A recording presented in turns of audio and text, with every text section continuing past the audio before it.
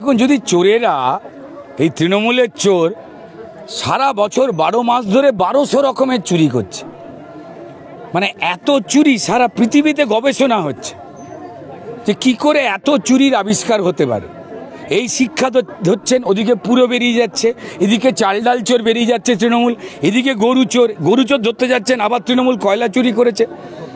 তো আমাদের দেশের আদালত বলুন, বিচার ব্যবস্থা বলুন, মানে তারা তো জানেনি যে তৃণমূল বলে এমন একটা অদ্ভুত একটা চোর আসবে যে রোজ চুরি করবে। আদালতে মামলাগুলো চলছে, এক একটা করে নিষ্কৃতি হচ্ছে, এক একটা করে সবাই তো জেলে যাচ্ছে। নিশ্চয়ই প্রত্যেকটারই সমাধান হবে এবং এই চোরেরা জেলে যাবে, এটা নিয়ে কারুর কোনো রকম দ্বিমত নেই। অবশ্যই আমরা চাইছি যেন সবকটা সমস্যার একসঙ্গে সমাধান হোক। এটা আমরা ছটফট করছি, মানুষ ছটফট করছেন বলে এটা মানুষের মনে হচ্ছে, কিন্তু আদালত নিশ্চয়ই মানুষকে পরিত্রাণ দেবেন এবং চোরেদের জেলে পাঠাবেন আমার এই দেশে। Thank you. দেখুন, খুব স্বাভাবিক একটা ঘটনা, সেটা হচ্ছে যে পশ্চিমবঙ্গে তৃণমূলের চোর, ঠিক আছে, তৃণমূলের চোর তারা সবারই লুটপাট করেছে, হিন্দু মুসলমান শিখ খ্রিস্টান সবারই লুটপাট করেছে। এবং মমতা বন্দ্যোপাধ্যায় কোনো চোরকে গ্রেপ্তার করেনি, উল্টে যারা চোর ছেঁচোর, যারা মানুষকে মারছে লুটপাট করছে তিনি তাদের বীর বলেন। অনুব্রত তাকে বীর বলেছেন। গরিবের যারা রেশন চুরি করলো সেই জ্যোতিপ্রিয়কে বলছেন যে ভালো ছেলে। তো আপনি বলুন না যে সেটা হচ্ছে যারা মুসলমান সম্প্রদায়ের মানুষ, যারা হিন্দু, তারা তো চোখের সামনে সবটা দেখতে পাচ্ছে।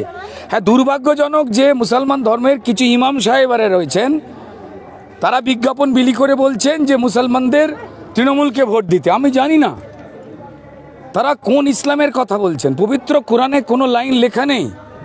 সাচ্চা মুসলমানরা যারা পবিত্র কোরআনকে প্রত্যেকটা আয়াত যা রয়েছে, যা হাদিস রয়েছে, সেখানে কোথাও লেখা নেই যে চোরের পাশে থাকতে হবে।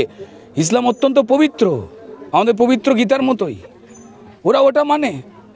কিন্তু মুশকিলটা হচ্ছে যে মমতা বন্দ্যোপাধ্যায় যখন দেখছে আর কাউকে আটকে রাখতে পারছেন না, তাই শেষ একটা তাস খেলবার চেষ্টা করছেন, মুসলমানদের ভুল বুঝিয়ে উস্কানি দেবার এবং হিন্দু সম্প্রদায়কে ছোট করে এটা করবার চেষ্টা করছেন।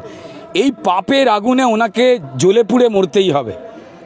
উনি কোনোদিন কারুর হতে পারেননি, ওনাকে যে দুর্ভোগে উনি পড়বেন, না ভগবান রামচন্দ্র বাঁচাবেন, না মা দুর্গা বাঁচাবেন, না আল্লাহ বাঁচাবেন, না যিশু বাঁচাবেন, না গুরু নানক বাঁচাবেন, ওনাকে কেউ বাঁচাবেন না, কারণ উনি ওনার চোরেদেরকে নিয়ে সবার সর্বনাশ করেছেন।